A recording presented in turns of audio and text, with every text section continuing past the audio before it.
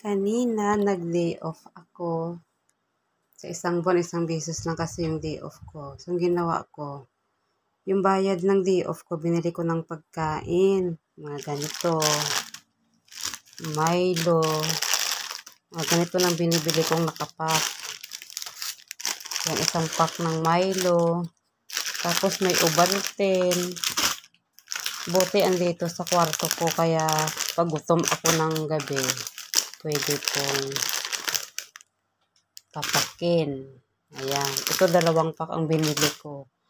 Kaya sabi ko, good for 1 month. Pero hindi yata aabot ng 1 month ito. Baka isang linggo lang, ubos na.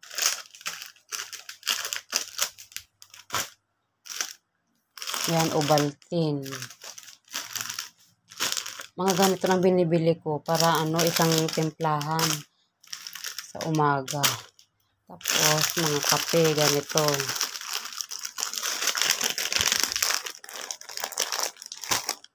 Ilang pack din ang binili ko nito, 2.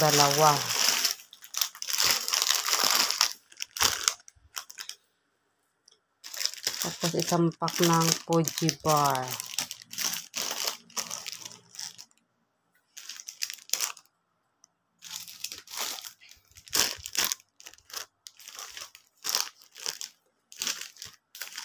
Tapos, Hibisco. Iba-ibang flavor.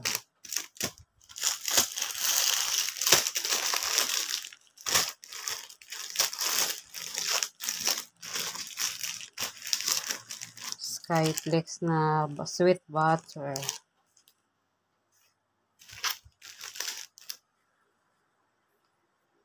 Ayan, may karoon pa akong cream o may Hansel.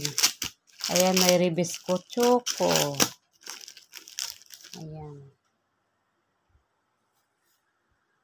Yan ang bayad ng day off ko. Binili ko rin ng pagkain.